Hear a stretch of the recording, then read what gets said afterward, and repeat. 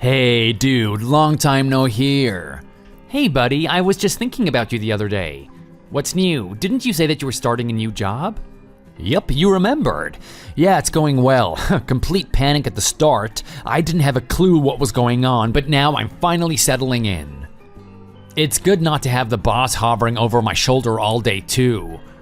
Yeah, I bet, but you were always so good at getting the hang of new things. I remember when they put those new locks on the bike sheds to stop all the bike thefts. You figured out how to open them in about 3 minutes. And that was without watching a how-to on YouTube. Damn, Phyllis, you have a great memory. And so do you. Stop remembering to call me Phyllis. I can't do that. After Jamie was stationed in Germany, Jack was murdered, and Mikey ran away with the Colt, I don't have many ties to high school left anymore. Yeah, okay. Anyway, it's good to hear from you. Your voice always brings back memories. What's up? I hope you're not gonna invite me for a drink down at Slappington's and then melt my ears with punishing talk about your workmates. Last time we were there so long and drank so much, I had a hangover for the rest of the week. No, none of that negative crap today. I have an announcement. Sex change, yes, finally. Nope. Running for mayor, finally, yes. Let's get tough on delinquents and build a rail tunnel under the lake. Oh, for God's sake, shut up and listen, you jerk. I'm getting married. Really?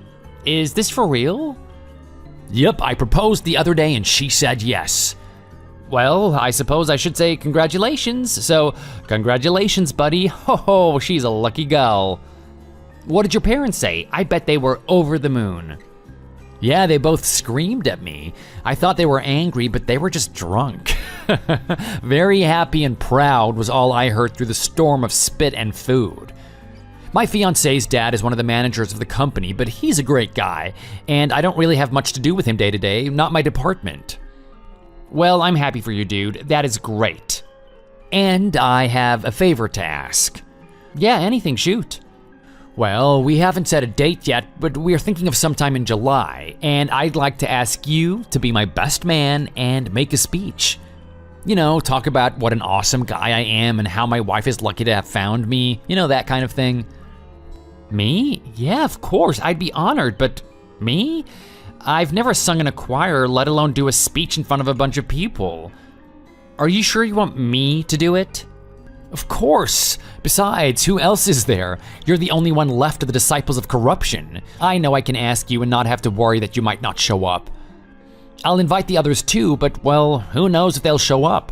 Jamie said he'll come if he's back stateside then, and I don't even know if Mikey got my letter or not. Letter? Yeah, the cult he's in doesn't allow cell phones, so I had to write an old-fashioned letter. I have no way of knowing whether it'll reach him or be burned by religious nutcases. But you and I have known each other since we were babies. It has to be you up there giving a stirring speech. Right, okay, got it. I'll start thinking about it. 7 months is probably long enough to pen a masterpiece. I am the best man after all. I am the best man, the best. But don't forget that I'm stuck in a wheelchair, okay? That won't be a nuisance. Getting from chapel to the reception might be tricky depending on the venue. Leave that up to me. We haven't even started planning yet. I'll take care of everything. I'll make sure to get you a nice hotel which has a decent wheelchair access and is close to the venue. If I tell the planner from the outset, you won't have a problem.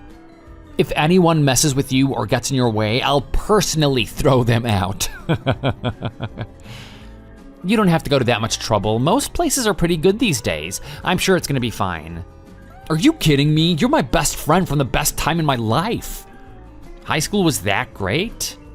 Dude, you were there. We absolutely slayed it. The band, the girls, the drugs, Well, that's about it, yeah. But if I'm ever feeling a bit crap, all I have to do is remember being up on that stage with you. Most of the school crammed into that hall. Are you telling me that you don't remember? I remember. I was the drummer at the back, so I got to see it all. You were there with me being a total backbone. Oh crap, sorry, but you know what I mean. You and Mikey on bass, we were legends. It's a shame the teachers didn't see it that way. Well, they were underpaid and uninterested in metal. I bet some of them are still getting angry at kids for no reason. Hey, do you think Mikey took his bass with him to the cult?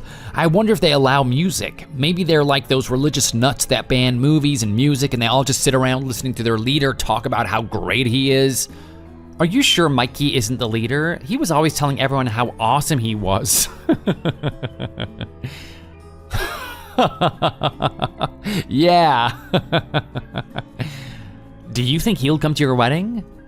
Yeah, I don't know. As I said, I can't be sure the letter reached him. We'll just have to see. Anyway, dude, get thinking about that speech. I know you'll do a great job.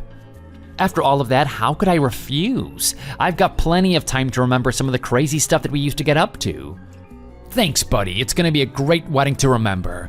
And don't you worry about the airfare. I've got you covered. Just send me the bill. First class, of course? Sure, buddy, sure. And what was your sister's phone number again? Ha ha ha.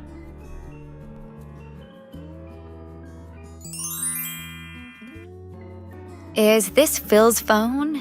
Hello? Sorry if I've got the wrong phone number. Yeah, this is Phil. Who's this? Oh, good. I'm Iris. I'm about to be Danny's wife. Oh, congratulations on marrying the best guy in the world. How did you get this number? Oh, it doesn't matter, sorry. The reception is about to start. What can I do for you? There's something I really wanted to say now, so I found your number in Danny's phone. Something you wanted to say now? I'll see you at the reception in a few minutes, but okay, what's up? About that. You don't need to come to the reception. Just go home. You what? I just had your seat removed, so there's nowhere for you to sit, so go home. Even if you come, there won't be any food for you, so there is no point in coming, is there? Danny asked me to do a speech at the reception. I can't just leave. Have you talked to him? It's fine, we'll just ask someone else. One of Danny's other friends can fill in. You're not required here, so you can leave now, okay? Why are you saying this? Danny asked me 7 months ago before the venue of the date was even set. That was the first thing he wanted to get locked in. And I've spent the best part of half a year preparing. I'm ready to go. It's 15 minutes until the reception and you're telling me to go? I don't understand. What gives? Can't you take a hint? Do I have to spell it out for you? What? What hint? I have absolutely no idea what you're talking about. You will have to spell it out for me. Okay, if I have to, I will. I'm just gonna say it because obviously you can't pick up on the vibe. Your wheelchair is an eyesore. It's big and clunky and people have to go out of their way to avoid being injured. Just take it and yourself home, okay? Do us all a favor, will you?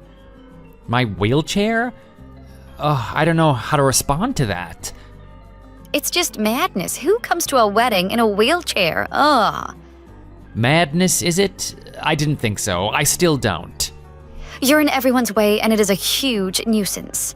People might want to dance later. What happens if someone trips over you in your damn wheelchair? And it just looks terrible. We've hired not one but 2 professional photographers today. No one wants your chair bombing their photos. And you've already caused enough pain and suffering for me. When we were planning and choosing the venue, the places I wanted didn't have wide enough corridors or had too many stairs, no elevators. I began to think that Danny was more concerned with you than with his bride-to-be. He kept saying all those venues were unsuitable for a person in a wheelchair. He kept using the word barrier-free. I mean, what the hell is that? Sounds like prison with no walls. Every single place I liked, he vetoed. Not because he didn't like it himself, but because it wasn't suitable for one of the guests. I imagined it was some old aunt who couldn't walk and needed a wheelchair. There I was trying to plan the perfect day, but I was usually second on the priority list after this relative who needed special attention. I had to compromise on everything. And then I find out that the special guest is you? I have never heard of a woman having to give up so much on her special day as I have. Why do I have to sacrifice so much for someone that I've never even met? If you're gonna come in a wheelchair, you should have the decency to excuse yourself. You should have just used common sense and not come. But I was invited directly by Danny. He called me. He's my oldest friend. We've been friends since we were born. We've always had each other's backs. Oh, he has got plenty of friends. You're not that special. He only invited you out of kindness. He didn't actually think you would accept. But you did. I've never met anyone so selfish. Didn't you imagine how much of a nuisance you would be? Most people would have had the forethought to politely decline the invitation. Just go. You've already been a big enough nuisance. Just leave before you do any more damage. Just leave your present and clear off. I see. Well, I'm sorry to be such a massive distraction on your big day. Okay, I'm leaving. Congratulations again on marrying Danny. I hope that you're both very happy.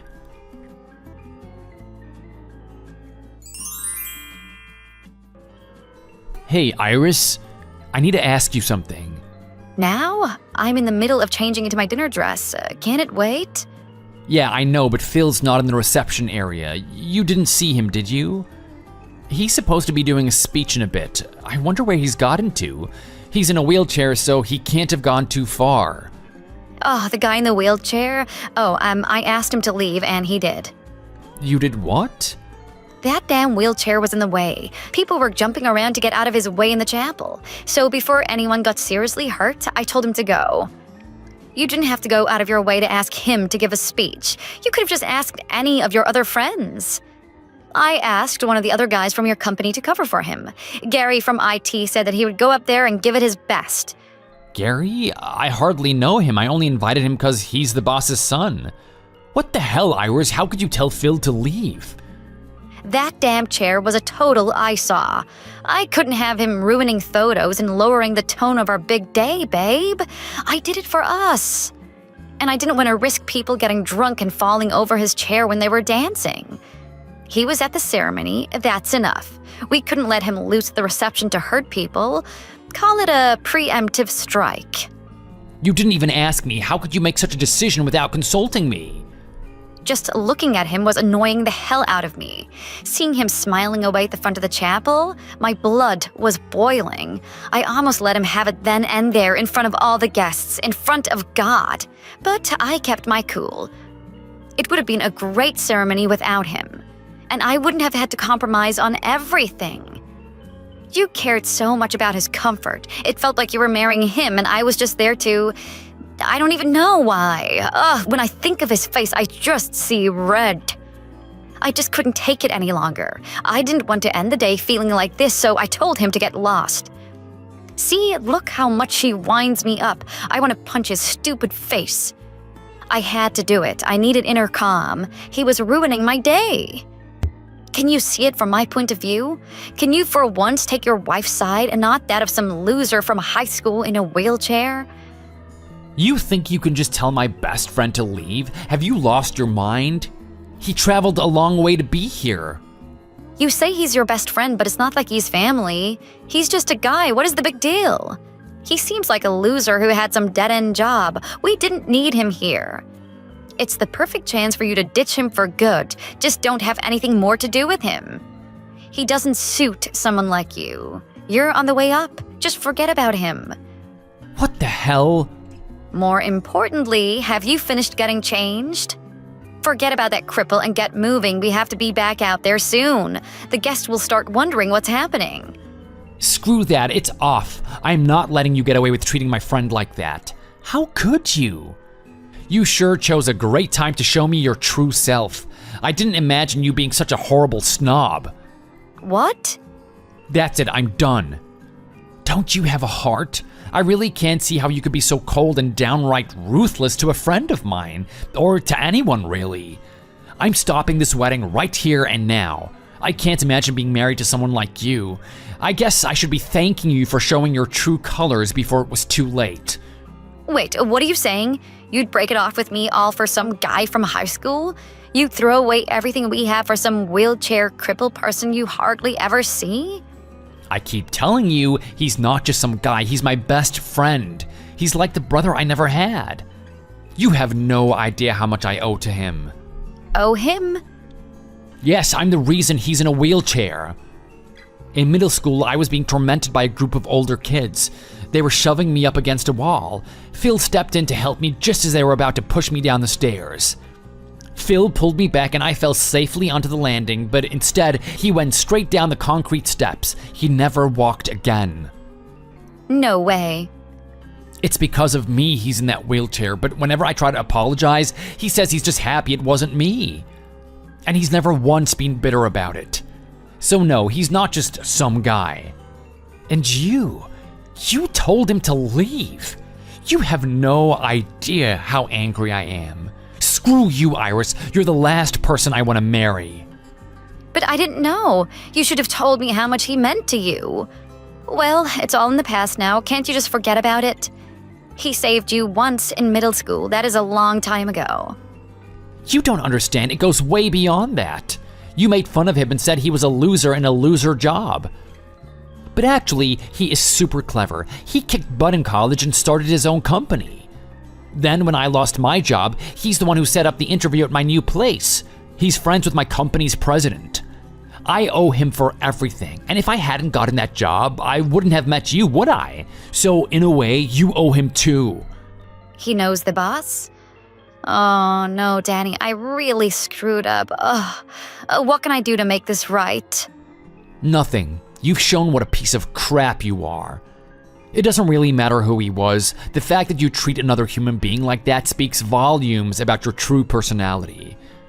But wait, I was nervous. I overreacted. Danny. Too late. The wedding is off. I'll give back the presents. I'll go and tell the guests now. Oh wait, I'm sorry. Don't cancel it.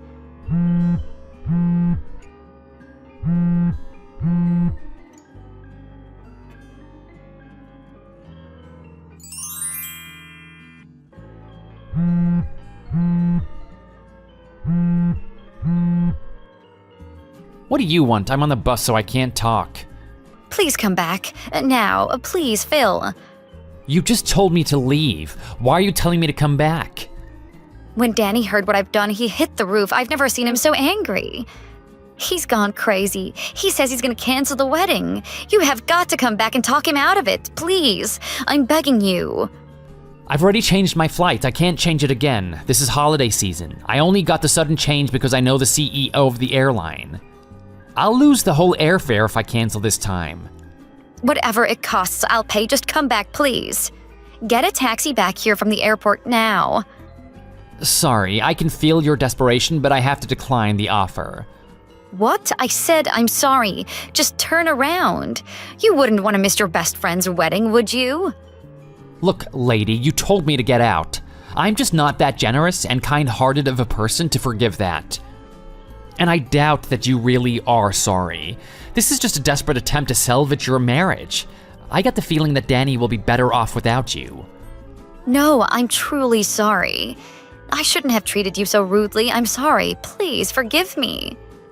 It's a bit late for that. You aren't genuinely sorry. You're just sorry that Danny has canceled the wedding. Your apology sounds too disingenuous. No, I'm seriously sorry. I regret saying what I did. I won't say anything about your wheelchair ever again. Please come back. You'll enjoy the reception. No thanks. I have no desire to help you out of the mess that you've gotten yourself into. And please stop texting me. The next time you do, I'll block your number. Sorry for being there to trouble you. You'll never hear from me again.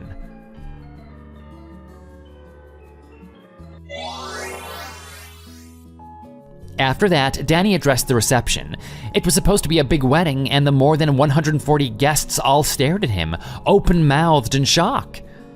As he was speaking into the microphone to the room of guests, Iris came running in, screaming with mascara running down her face. She clung to Danny and screamed at him to reconsider. Of course, nobody knew the reason for the wedding being canceled, so rumors flew about illegitimate children and secret fortunes changing hands. Danny gave back all the gifts and then got into his car and drove the 400 kilometers to my house. He appeared at my door in his tuxedo. Then, without a word, he simply got down on his hands and knees and hugged my feet. When he'd finally stopped sobbing, he apologized for Iris's actions. Of course, I told him I didn't hold him responsible and try to calm him down. The next day, he had his marriage annulled. Iris's parents demanded an explanation, but when they heard what happened, they were mortified. They agreed to pay for the entire thing as a means of making amends for their shameful daughter. Just for extra ammunition, I sent screenshots of all the texts Iris had sent me. And as for Iris herself, apparently she shut herself into her old bedroom at her parents' place and hasn't left it for months. I hope she learned something from this. If she is even 1% nicer to others in the future, it'll be a start. Thanks for watching. Don't forget to like and subscribe. Feel free to leave a comment. Goodbye.